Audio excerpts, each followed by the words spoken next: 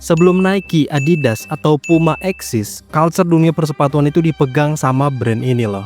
Namanya adalah Reebok. Dulunya brand ini punya popularitas yang kuat di Amerika, mulai dari jadi sponsor utama NBA dan NFL. Reebok juga dipakai sama atlet-atlet terkenal pada masanya, kayak Shaq O'Neal, Yao Ming, terus ada John Cena. Dia atlet kan? Milenial dan Gen Z mungkin masih inget lah sama brand satu ini. Tapi sekarang mungkin kita tahu kalau Reebok ini cuma jadi sepatu diskon di Sport Station. Karena sekarang udah gak sepopuler itu. Kok iso yo? Kibran, kisah brand dunia hari ke-16.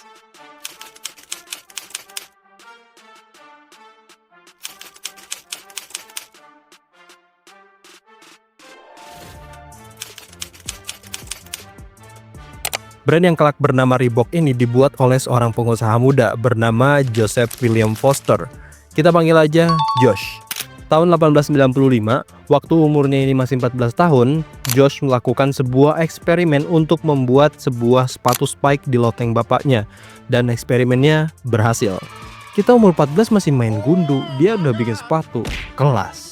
Ngelihat peluang ini, akhirnya Josh mendirikan perusahaan sepatunya sendiri bernama J.W. Foster di tahun 1900. Artinya di umur 19 tahun, dia udah jadi brand owner. Bukannya kuliah biar lulus jadi PNS, malah jadi owner. Tahun 1905, Josh berhasil bikin sepatu spike baru dengan bahan kulit yang dikasih nama Foster Running Pumps. Sepatu itu jadi populer di Inggris dan dipakai banyak atlet sejak 1908. Dan popularitasnya semakin naik ketika Harold Abraham dan Eric Liddell menggunakan sepatu Foster Running Pumps di Olimpiade musim panas Paris tahun 1924. Akhirnya sepatu J.W. Foster ini makin terkenal di daratan Inggris. Popularitas itu tetap terjaga sampai brand tersebut diturunkan kepada anak dan cucunya. Awalnya brand itu bakalan dilanjutin sama Joe dan Jeff Foster. Tapi karena mereka harus wajib militer pasca Perang Dunia Kedua, brand tersebut dipegang lebih dulu sama ayah dan pamannya. Tapi di tahun 1954, Joe dan Jeff malah ngelihat brand kakek mereka ini malah gak punya perkembangan sama sekali. Dan pamannya tetap bersikeras buat tetap melanjutin tradisi dari brandnya, ketimbang mengikuti perkembangan zaman. Akhirnya kedua saudara tersebut memutuskan buat bikin brand mereka sendiri dan pindah ke Bolton. Pada awalnya mereka mau bikin brand bernama Mercury Sport. Tapi karena gak kunjung menang sidang selama 2 tahun, akhirnya nama Reebok resmi berdiri tahun 1958 yang terinspirasi dari sebuah antelop asal Afrika yang namanya Reebok. Gua kurang tahu pronunciasinya gimana, tulisannya kayak gini. Selama itu juga, Reebok ada di kaki setiap orang Inggris dan banyak atlet yang menggunakan sepatu tersebut yang membuat Reebok berkembang dari tahun ke tahun. Menuju tahun 1980-an, industri kebugaran jadi salah satu budaya populer di negara barat, terutama Amerika. Makanya peluang ini dilihat oleh seorang bisnismen asal Amerika bernama Paul Fireman saat menemukan Reebok di National Sporting Goods of American Show tahun 1979. Fireman bernegosiasi dengan Foster bersaudara saat itu buat dapetin lisensi distributor resmi Reebok untuk Amerika. Dan bener aja, tahun 1981, Reebok mendapatkan banyak penjualan lebih dari 1,5 juta US dollar. Gak berhenti sampai di situ, tren olahraga aerobik sedang dalam popularitas yang tinggi, khususnya di kalangan perempuan. Akhirnya tahun 1982, Reebok merilis sepatu khusus aerobik mereka, yaitu Reebok Freestyle.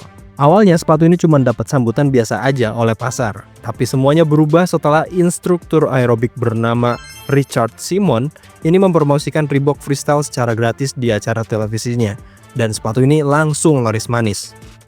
Momentum ini yang akhirnya bikin Reebok mencapai total penjualan 13 juta US dollar di tahun 1983. Tapi Paul Fireman belum puas sampai di situ aja. Tahun 1984, Fireman membeli perusahaan Reebok buat memperkuat dominasi pasarnya di Amerika. Akhirnya pada tahun 1985, Reebok resmi jadi perusahaan Amerika yang melantai di bursa saham New York dengan kode RBK. Setelahnya, Reebok memperluas segmentasi pasar mereka ke berbagai jenis olahraga dan membanjiri pasar dengan siluet-siluet ikonik mereka. Sebut aja ada Newport Classic yang dipopulerkan oleh atlet tenis profesional Boris Becker dan John McEnroe. Reebok Freestyle yang dipakai artis Sybil Shepherd waktu Emmy Awards, dan Reebok Alien Stomper yang populer dari film Aliens. Sekali lagi, prestasi itu membawa Reebok menguasai 26,7% pangsa produk olahraga di Amerika. Hingga tahun 1988, Reebok mencatat penjualan sebesar 1,8 miliar US dollar, mengalahkan Nike dengan Jordan-nya dengan pendapatan 1,2 miliar US dollar. Gokil. Setelah satu dekade yang gemilang, Reebok akhirnya mengubah fokus mereka untuk mengutamakan teknologi dan performa. Berkebalikan dengan Nike yang fokus kepada mode dan marketing mereka yang powerful. Tahun 1989, Reebok memperkenalkan teknologi terbaru mereka di lini sepatu basket, yaitu Reebok Pump. Atlet pertama yang memperkenalkan sepatu ini adalah Dominique Wilkins, yang dalam iklannya pun menyenggol Nike secara terang-terangan. Kemudian makin populer setelah DeBron memenangkan kontes NBA Slam Dunk dengan sepatu tersebut dan memperagakan sepatunya di tengah lapangan. Selain itu ada juga Shaq O'Neal dengan sepatu Shaq Gnosis-nya dan Allen Iverson dengan Reebok Question. Nggak cuma di basket, Reebok juga memperkenalkan beberapa teknologi dalam dunia lari, seperti Energy Return System untuk menyaingi teknologi Air, Hexalite, dan busa DMX untuk meningkatkan performa lari. Langkah profesional Reebok akhirnya dimulai pada awal tahun 2000 dengan menjalin kerjasama dengan National Football League atau NFL dan National Basketball Association atau NBA yang memungkinkan Reebok memproduksi dan memasarkan produk ofisial dari tim-tim asosiasi tersebut. Reebok juga mengakuisisi CCM Hockey dan menjadi sponsor resmi di National Hockey League atau NHL tahun 2004. Tahun yang sama di mana John Cena mulai debut lagi di World Wrestling Entertainment dengan menggunakan Reebok Pump. Anjay ya, abang-abangan gue di endorse nih. Blunder atau enggak, Reebok akhirnya diakuisisi oleh Adidas untuk menyaingi perkembangan Nike pada tahun 2005. Artinya Reebok kehilangan sponsorship mereka di beberapa liga besar kayak NBA, NFL, dan NHL yang padahal kontraknya ini masih panjang. Akhirnya Adidas yang pegang semua sponsorship tersebut. Tapi yang paling menonjol dari itu semua adalah penutupan Reebok Basketball yang jadi salah satu penyokong utama penjualan Reebok. Tahun 2010, Reebok bermitra dengan CrossFit untuk mencoba kembali peruntungan mereka di segmen kebugaran seperti masa lampau. Bahkan mengubah logo vektor khas milik Reebok sejak tahun 1986 menjadi logo Delta dari CrossFit pada tahun 2014. Sedikit kehilangan arah, akhirnya 2015 jadi momentum Reebok untuk bangkit lagi setelah sepatu retro kembali ramai diperbincangkan. Lini Reebok lama seperti Classic Leather dan Club C85 ini jadi siluet paling ikonik dan membantu performa perusahaan saat itu. Selain itu, Reebok tetap mencoba untuk selaras dengan perkembangan zaman dengan rilis beberapa sepatu performance kayak Instapump, DMX Daytona, dan Aztrek dengan DNA Reebok sebagai sepatu kebugaran. Selain itu, mereka juga rilis sepatu gimmick kayak on-cloud lebih dulu loh, namanya Reebok Zig, tapi nggak terlalu banyak diterima sama pasar. Akhirnya pada tahun 2021, Adidas menjual Reebok ke Authentic Brand Group dan bersatu sama brand-brand lawas keren yang nggak punya induk kayak DC Shoes, Airwalk, Quicksilver, Rockport, Volcom, dan masih banyak lagi.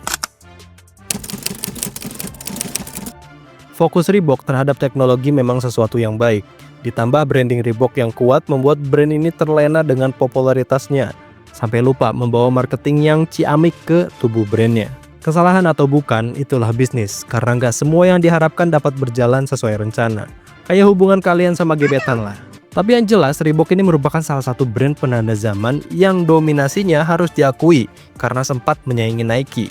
Makanya brand yang satu ini nggak bisa dilupakan eksistensinya dan masih bisa bertahan sampai hari ini. Tapi apakah Reebok bisa mengulang sejarah yang sama seperti dulu atau menyerah karena nggak punya produk yang berani diadu? Krrrr.